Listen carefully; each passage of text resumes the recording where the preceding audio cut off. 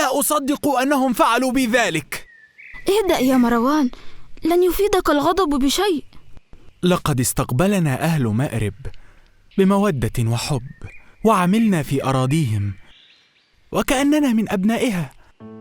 نشأت فيها وتعلمت الكثير من أهلها، حتى هذا القوس وهذا النشاب كان هدية من أحد قادة جيشها. رأى أنني سأكون محاربا قويا، فكيف نتخلى اليوم عن مأرب في وقت الشدة؟ لا أريد أن أغادر مأرب، كما أن والدي مدفونان هنا. أريد أن أبقى فيها وأواجه مصير أهلها. أتفهم مشاعرك يا مروان، إلا أنني أيضا أحاول تفهم مشاعر قبيلتك.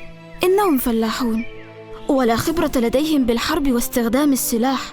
اطمئن يا مروان، مأرب بخير وستكون كذلك. لكني لست بخير، لست بخير يا صديقي.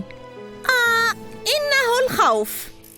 أجل يا صديقي نشوان ويا صديقي مروان، يعرف العلماء الخوف بأنه شعور قوي بالرهبة تجاه أمر ما نواجهه، وقد يكون هذا الشعور واقعياً وحقيقياً، وقد يكون أيضاً عبارة عن مجرد خيالات وتهيؤات، إلا أنه يبقى خوفاً لا يعيق صاحبه من مواجهة المشاكل اللحظية فقط، بل إنه قد يعيقه عن السير في حياة طبيعية كبقية من حوله. هل تعنين بأن خوف قبيلتي اليوم من مواجهة الرومان قد يستمر، ويبقون في خوف من أي مواجهة فعلية؟ هذا بالضبط ما أعنيه. وما الحل؟ كيف لي أن أجعل قبيلتي أكثر شجاعة؟ لا عليك يا مروان من الهراء الذي تقوله الدراجة. ما تواجهه قبيلتك أمر طارئ وسيزول قريباً. علاج الخوف، علاج الخوف، علاج الخوف. تقول الكتب يا صديقي أن علاج الخوف هو مواجهته فعلياً قبل أن يتحول إلى عقدة نفسية. كيف يا دراجة؟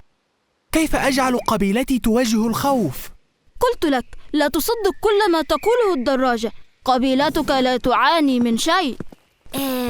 ربما لو صنعنا لهم مصدراً للخوف، مصدر خوف أكبر مما يشعرون به، حتى يعتقدوا أنه لا نجاة لهم منه إلا بمواجهته.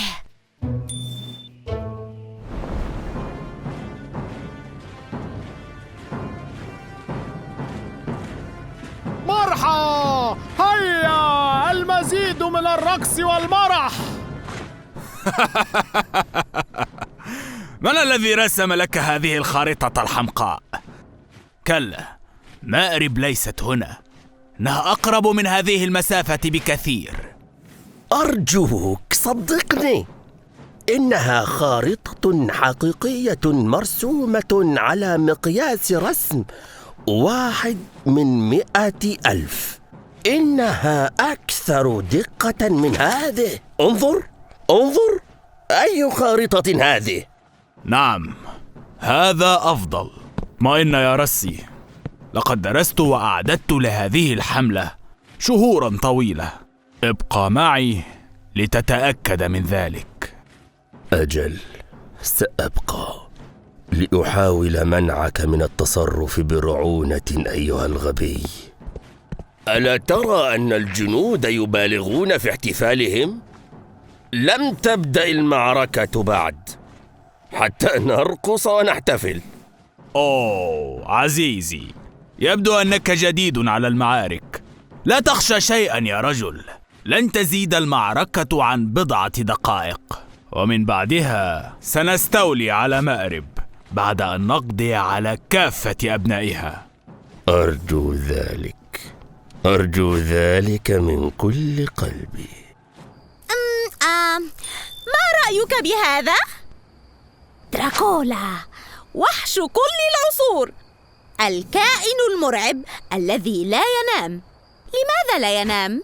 كلا، لا يحب متابعة الأفلام، بل إنه ينتظر حتى يأتي المساء وينام الجميع ليخرج من تابوته باحثاً عن ضحية من بني البشر. عفواً يا دراجة، لكن أخبريني مجدداً، لماذا يجب علي أن أخاف من هذا الدراكولا؟ لأنه يريد امتصاص دمك. دراكولا مصاص دماء، ألم تفهم ما أعنيه؟ يمتص الدماء؟ يعني أنه يقوم بما تقوم به الناموسة؟ ولكن ليس القضاء على الناموس بالأمر الصعب يا عزيزتي. لم يفلح الأمر هذه المرة، ربما في مرة أخرى. كلا، لن أهزم. ما زال الليل بطوله لإخافة مروان. شخصية مخيفة، شخصية مخيفة. كلا كلا، لن تفيد سنو وايت، لا أحد يخاف منها سواي. لو كنت أملك تلك البشرة البيضاء الشاحبة أو ذلك الصوت الرفيع، لكن للأسف تغير العالم وتوقفوا عن تقدير الرعب النقي. لا أحد يريد أن يصدق بأن سنو وايت أكثر الوحوش التي صادفتها رعباً. لا أريد أن أفكر فيها كثيراً حتى أتمكن من النوم لأنسى تلك البيضاء الشريرة وأجد وحشاً آخر لا يمثل لي تهديداً شخصياً. حاول أن تتماسك أيها الفتى، فالقادم سيخيفك بكل تأكيد. جاك سبارو، ملك البحار، القرصان الذي ارتعبت منه السفن والأساطيل البحرية، الشبح صاحب الكنز المفقود الذي قضى حياته باحثاً عنه، القرصان الذي أرعب الرجال وارتعدت منه فرائس القادة والملوك. وهل سيجدي هذا القرصان نفعاً في إخافة قبيلتي؟ انظري يا دراجة إلى ما حولك، نحن قريبون جداً من الصحراء، لا وجود للبحار حولنا، كما أن شخصاً واحداً وإن كان قرصاناً شريراً لن يمثل خطراً حقيقياً. نشوان، أرجوك، أحتاج إلى مساعدتك هنا. آسف يا دراجة، جاك سبارو شخصية لطيفة، خاصة بعد أن أدى دوره جوني ديب في قراصنة الكاريبي. لقد أصابني التعب، يجب أن آخذ قسطا من الراحة لنكمل نقاشنا في الصباح الباكر.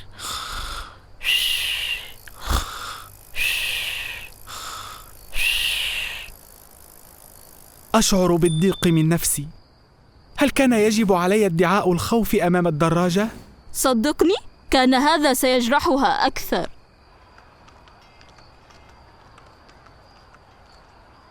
أنت من أجبرني على ذلك.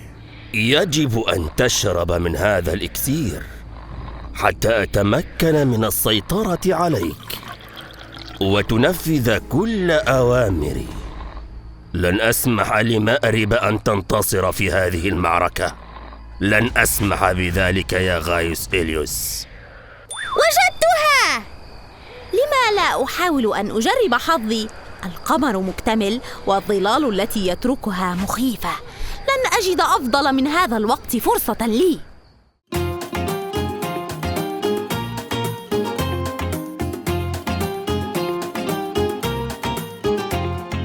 نشوان هيا انطلق بحثاً عن الأسرار، ولا تبالي إذا أحاطك الأشرار. نشوان هيا انطلق بحثاً عن الأسرار، ولا تبالي إذا أحاطك الأشرار. الشر في الدنيا لا يحزن الشجعان، واجبه بالتحدي والعزم والإصرار. نشوان، كن في حذر، تجنب المتاعب، فدر